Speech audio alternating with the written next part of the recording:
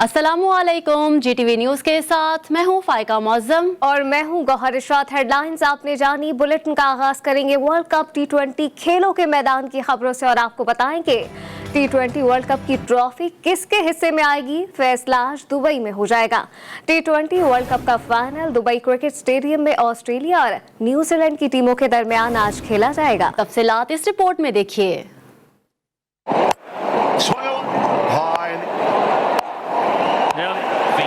Is Wheeler.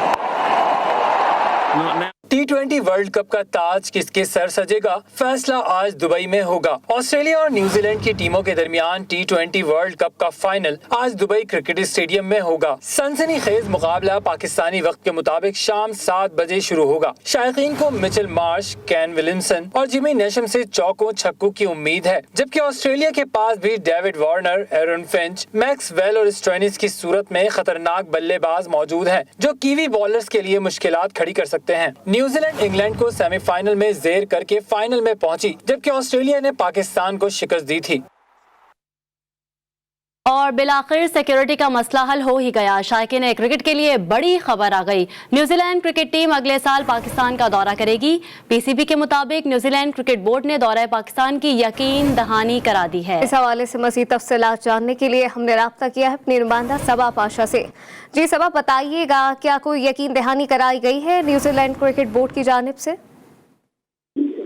जी बिल्कुल, New Zealand का दौरा पाकिस्तान जो है उसके बिल्कुल इम्कान जो है वो जाहिर हो चुके हैं। न्यूजीलैंड क्रिकेट बोर्ड ने पीसीबी से राब्ता किया है। ज़राए के मुताबिक बताया जा रहा है कि न्यूजीलैंड क्रिकेट बोर्ड जो है वो बिल्कुल अगले साल वनडे और T20 सीरीज जो है वो पाकिस्तान में आके खेलेगी और न्यूजीलैंड क्रिकेट टीम जो है इंतजार सितंबर में पाकिस्तान आएगी। जबकि ज़राए के मुताबिक ये भी बताया जा रहा है कि न्यूजीलैंड क्रिकेट टीम ने रवां साल सीरीज को अचानक जब मुलतवी किया था, उसके बाद जो है पाकिस्तान की अच्छी परफॉर्मेंस और तमाम जो मामलात हैं उस क्लियरेंस के बाद न्यूजीलैंड ने जो है ये सोचा है कि पाकिस्तान दोबारा आ जाए। न्यूजीलैंड क्रिकेट बोर्ड ने न्यूट्रल वेन्यू पर जो है सीरीज का बोला था, लेकिन शुक्रिया सबा पाशा आपका तफसीलात से आगाह करने के लिए।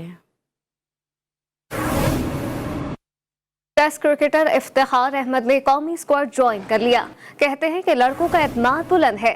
PSL और नेशनल T20 जैसी उम्दा कारकर्दगी बरकरार रखने की कोशिश करूंगा। टीम के जितने भी लड़के हैं उनकी कॉन्फिडेंस मैंने देखा है जो वर्ल्ड कप से आए हैं, तो बहुत खुशी हुई है उनके साथ मिलके, उनके साथ एंजॉय किया है बड़ा। जो मैंने PSL में परफॉर्मेंस की है और जो मैंने नेशनल T20 में बेस्ट बैट्समैन रहा हूँ, तो कोशिश यही होगी कि यहाँ पे भी मैं अपने बेस्ट दूँ, अपने मुल्क के लिए खेलूँ और अच्छी से अच्छी क्रिकेट खेलूँ। और अभी आपको बताएं, कराची में सदर की कोऑपरेटिव मार्केट के गोदाम में आग लग गई। मुतादिद दुकानें आग की लपेट में आ गई। फायर ब्रिगेड की 3 गाड़ियां आग बुझाने में मसरूफ हैं। इस हवाले से मजीद क्या तफसीलात हैं जानने के लिए हमने राब्ता किया अपने नुमाइंदा बुरहान मुस्तफ़ा से। जी बुरहान, आतिशज़दगी की क्या सूरत हाल देख रहे हैं और आग लगने की अब तक कोई वजह मालूम हो सकी है? जी बिल्कुल, देखें ये अब्दुल्ला हारून कहा जाता है सदर कोऑपरेटिव मार्केट, जहाँ पे गोदाम में आग लगने का वाकया पेश आया है। फायर ब्रिगेड की इस वक्त 3 गाड़ियां जो हैं वो आग पर काबू पाने में मसरूफ हैं, जबकि फायर ब्रिगेड हुकाम भी कहते हैं कि फौरी तौर पर आग लगने की जो वजूहात है वो मालूम नहीं हो सकती और इस वक्त किसी भी जानी नुकसान की इत्तलात मौसूल नहीं हुई है। जबकि मार्केट के गोदाम में मौजूद सामान जो है उसको आग ने अपनी लपेट में लिया हुआ है। फायर ब्रिगेड की जो है वो मजीद गाड़ियां वहाँ से रवाना की गई हैं, लेकिन अब इस वक्त जो 3 गाड़ियां हैं उनकी जानिब से ये दावा किया जा रहा है कि आग को जो है वो कंट्रोल में कर लिया गया है। जी, आग को कंट्रोल में कर लिया गया है। बुरहान, शुक्रिया आपका।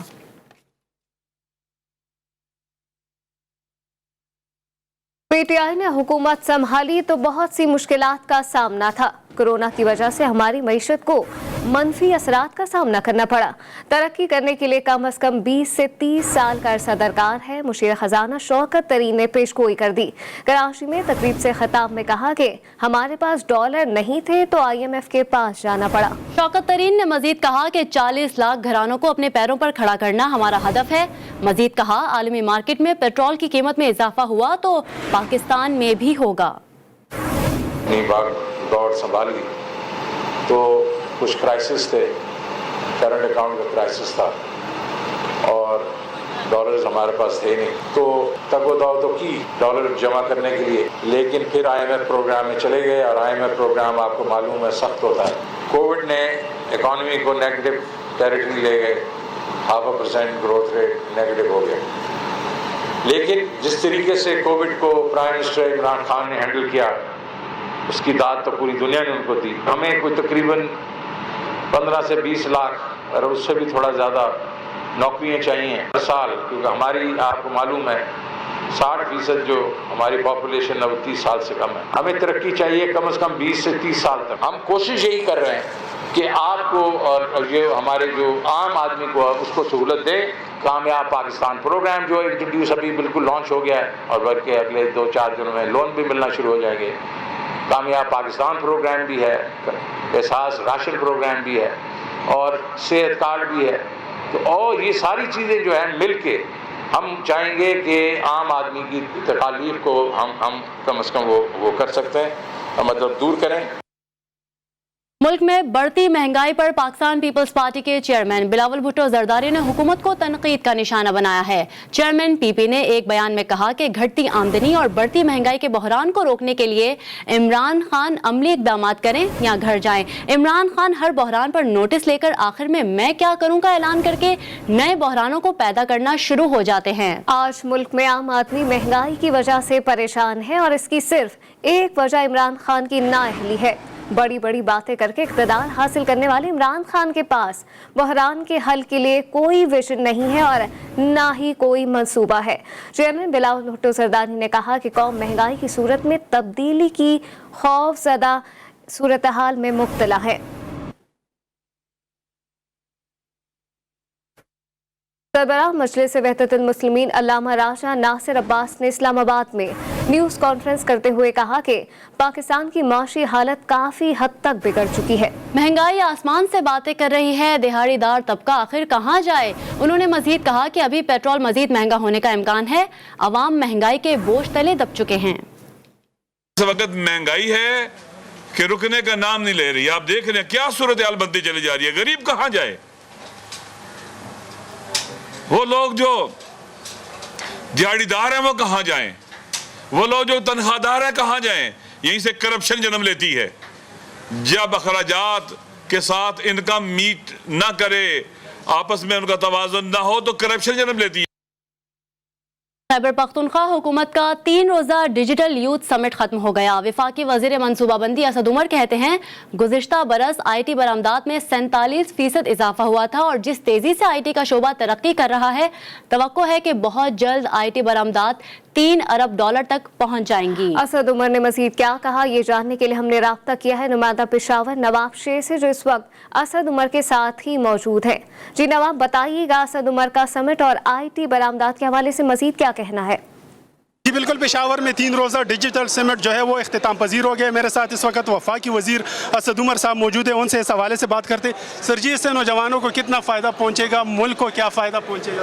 देखिए, हमारी जो डिजिटल टेक्नोलॉजी है और ये जो सेक्टर है वो हमारे मुल्क के लिए मजमूई तौर पे बहुत ज़्यादा अहमियत इख्तियार करता जा रहा है। आप सिर्फ इससे देख लें कि हमारी पिछले साल जो है IT की एक्सपोर्ट जो है उसमें 47% इजाफा हुआ और $2 अरब से ज़्यादा हमारी IT एक्सपोर्ट्स हो गई हैं। बहुत कम हमारी इस वक्त प्रोडक्ट्स हैं, शायद टेक्सटाइल के बाद कोई भी ऐसी एक सिंगल प्रोडक्ट ना हो जो इतनी बड़ी एक्सपोर्ट्स होती हों। और जिस तेज़ी से इस साल तरक्की हो रही है तो उम्मीद ये है कि इस साल ये $3 अरब एक्सपोर्ट हो जाएगा और इसी रेट के ऊपर अगर ग्रोथ चलता रहेगा तो बहुत जल्द पाकिस्तान की सबसे बड़ी एक्सपोर्ट जो है वो टेक्सटाइल नहीं बल्कि IT एक्सपोर्ट हो जाएगा। जैसा कि आप लोग देख रहे हैं कि असद उमर साहब का यही कहना है कि इस समिट से जो है वो नौजवानों को बहुत ज़्यादा जॉब मुयसर होगी, जबकि मुल्क में सरमायाकारी भी बढ़ेगी। जी नवाब शेर अपडेट कर रहे थे, आपका शुक्रिया। अब आपको बताएं कि मुल्क में गंदम का बहरान एक बार फिर सर उठाने लगा है। इस्लामाबाद फ्लोर मिल एसोसिएशन ने कल से फ्लोर मिल्स बंद करने का भी ऐलान कर दिया है। हमें ज्वाइन किया है साकिब सैयद ने। साकिब, बताइएगा फ्लोर मिल्स बंद करने का फैसला क्यों किया गया है? जी बिल्कुल, जैसे कि नुमाइंदा एसोसिएशन का मिल के कल जो है गंदम पर एहतजाज भी करेंगे और बंद करने का ऐलान भी किया है। नुमाइंदा का कहना है कि मुतालबात पूरे ना होने पर कल फ्लोर मिल्स नहीं खोलेंगे। जैसे कि गंदम मकामी गोदामों से फराहम की जाए। हुकूमत जो है वो मकामी गोदामों के बजाय दूर दराज से गंदम लाने पर इसरार कर रहे हैं। नुमाइंदा एसोसिएशन का मजीद कहना था कि जैसे कि गंदम जो है महंगाई की वजह से काफी कम पड़ गई है। ग्राउंडिंग फीस 600 से कम करके 400 रुपए कर दी गई है। इस्लामाबाद का फ्लोर मिल्स को यकसा कोटा राकिब सईद तफसीलात से आगाह कर रहे थे, आपका शुक्रिया। वजारत पेट्रोलियम और सुई नॉर्दर्न गैस कंपनी की गैस फराहमी के हवाले से हिकमत अमली। ज़राए के मुताबिक वजारत और गैस कंपनियों ने नया गैस शेड्यूल तश्कील दे दिया। 24 घंटे में अब चंद घंटे ही गैस मिलेगी।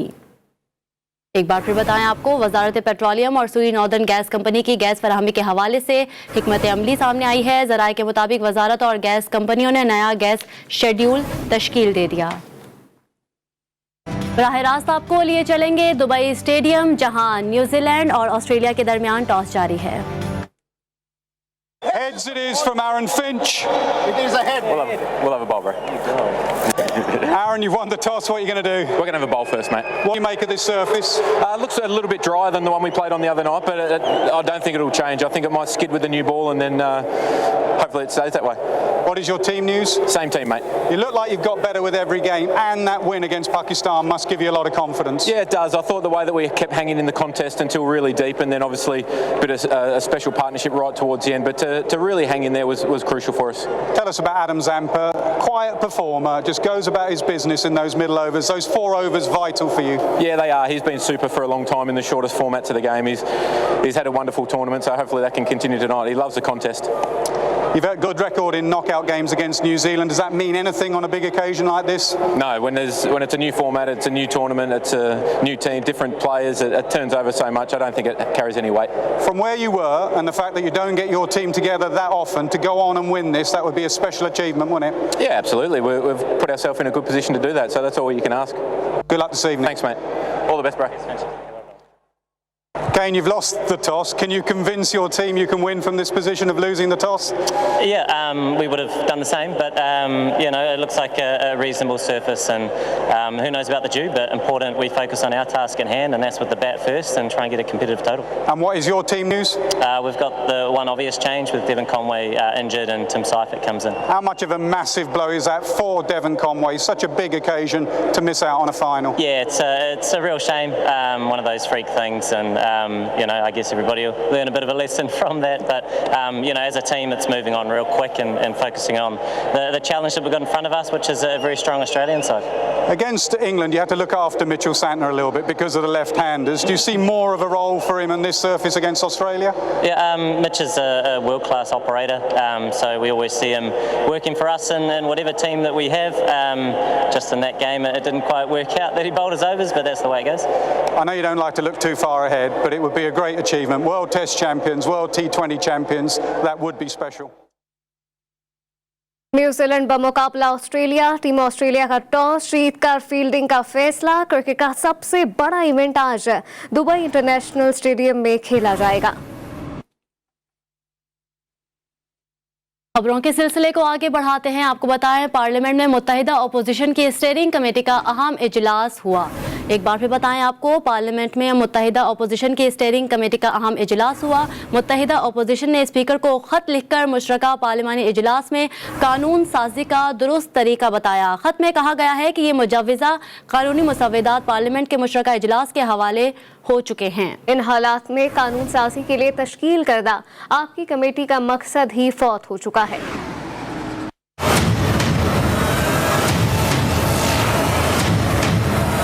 पार्लियामेंट में कानून साजी के मामले पर अपोजिशन की स्टैंडिंग कमेटी का इजलास हुआ। इजलास में स्पीकर के खत का जवाब भी दिया गया। अपोजिशन ने स्पीकर को खत में मुश्तरका पार्लिमानी इजलास में कानून साजी का दुरुस्त तरीका भी बताया। अपोजिशन के खत में कहा गया है कि स्पीकर ने 23 जून 2021 को कानून साज कमेटी तश्कील दी थी। कमेटी ने 10 जून 2021 को कौमी असम्बली से मंजूर करदा 21 कानूनी मसावदात पर गौर करना था। इस कमेटी के 3 इजलास 9 जून, 30 अगस्त और 9 नवंबर को हुए। गुज़िश्ता 8 हफ्तों में इसका एक भी इजलास नहीं हुआ। खत में मजीद कहा गया है कि ये मुजव्वज़ा कानूनी मसावदात पार्लियामेंट के हवाले हो चुके हैं। ऐसे में कानून साजी के लिए तश्कील करदा कमेटी का मकसद ही फौत हो गया। अपोजिशन ने स्पीकर को तजवीज़ दी कि पार्लिमानी कमेटी 25 जुलाई 2014 को तश्कील करदा कमेटी की बुनियाद पर बनाए जाए। कौमी असम्बली से मंजूर और सेनेट से नामंजूर होने और मुश्तरका इजलास को भिजवाए लाए गए बिल कमेटी बराए कानून साजी में ज़ेर गौर लाए जाए। कौमी अहमियत के उमूर पर इत्तिफाक़ राय दरकार है। पार्लिमानी तरीक़ाकार और रिवायात को अपनाया जाए।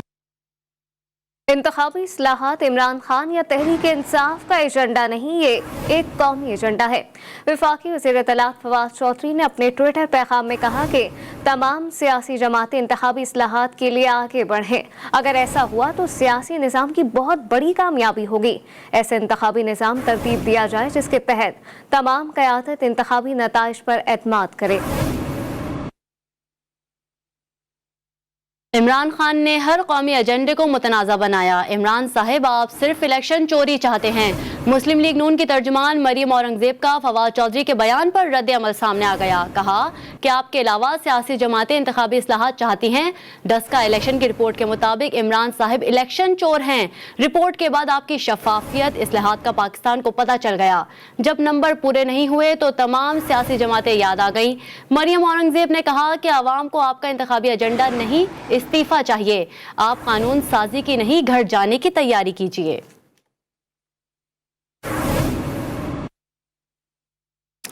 इमरान खान और तहरीक इंसाफ शुरू दिन से इंतखाबी इस्लाहात चाहते हैं, लेकिन बदकिस्मती से हर जगह छोटे छोटे नवाज शरीफ बैठे हैं।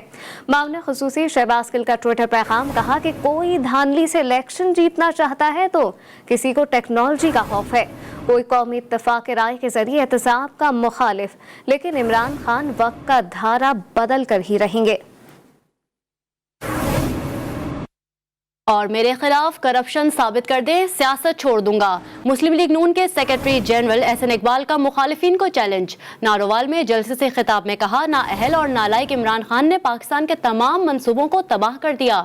हमें चोर डाकू कहने वाले मुल्क में गरीबों का जीना हराम कर रहे हैं। इत्तेहादी अरकान की हुकूमत से दूरी के वाज़े इशारे मिलने लगे। इलेक्शन कमीशन तकरीरी कमेटी में 3 बड़े इत्तेहादियों का कोई नुमाइंदा शामिल नहीं किया गया। कमेटी में कौफ लीग MQM की नुमाइंदगी खत्म कर दी गई। कौफ लीग के मेंबर कामिल अली आगा को ड्रॉप किया गया। MQM की खालिदा अतीब भी कमेटी का हिस्सा नहीं है। Welcome back. लाहौर में बच्ची के अंधे कत्ल का ड्रॉप सीन हो गया। सफाक बाप ही कातिल निकला। वकार शौकत हमारे साथ मौजूद है। वकार, बताइएगा क्या तफसीलात हैं? बिल्कुल, CIA सिविल लाइंस की जानिब से बड़ी कार्रवाई की गई है। मासूम बच्चे के अंधे कत्ल का ड्रॉप सीन भी हो गया है। सगे बाप ने जो है अपने सगे बेटे को कत्ल किया। ये वाकया जो थाना हडियारा की हदूद में पेश आया। 8 साल बच्ची हबीबा को जो कत्ल करने वाला बाप अरशद गिरफ्तार कर लिया गया है। पुलिस के मुताबिक मुलजिम अरशद ने तफसीलात से आगाह कर रहे थे। आपका शुक्रिया। नाजिम झोंकियों कत्ल केस की तहकीकात में अहम पेशरफ सामने आई है। मकतूल नाजिम झोंकियों का मोबाइल फोन और कपड़े जाम हाउस के करीब कुएं से मिल गए हैं। तफसीलात इस रिपोर्ट में देखिए।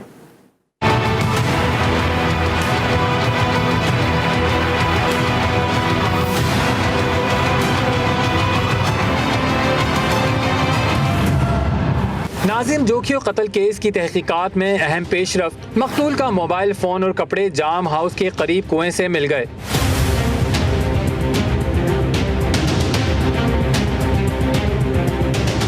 कराची के इलाके सालार गोट में तशद्दुद के बाद बेरहमी से कत्ल किए गए नाजिम जोखियों के केस की तहकीकात में अहम पेशरफ्त सामने आई है। तफ्तीशी हुक्काम के मुताबिक मकतूल का मोबाइल फोन और कपड़े जाम हाउस के करीब कुएं से मिल गए।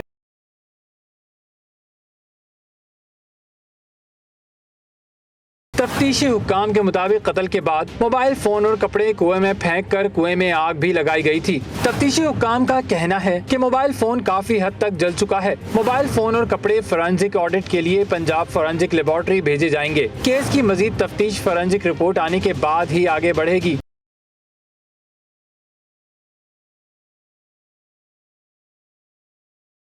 दूसरी जानिब मकतूल के भाई और केस के मुद्दई अफजल जोखियों ने गुज़श्ता रोज IG सिंध को खत लिखकर तफ्तीशी टीम पर अदम एतमाद और JIT तश्कील देने की दरख्वास्त की है। खत में रेंजर्स और पुलिस की जानिब से सिक्योरिटी फराहम करने की भी दरख्वास्त की गई है। केस में पीपल्स पार्टी के रुकन सिंध असम्बली जाम अवैस और उनके 2 मुलाजमीन समेत 5 अफराद जेर हिरासत हैं। दीगर खबर शामिल कर आपको बताएं, ईरानी शहर बंदर अब्बास में शदीद जलजले के झटके महसूस किए गए हैं। जलजले की शिद्दत 6.4 रिकॉर्ड की गई।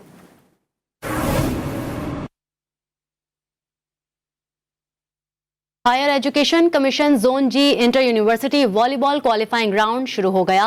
सेक्रेटरी पाकिस्तान वॉलीबॉल फेडरेशन ने क्वालिफाइंग राउंड का इफ्तिताह किया।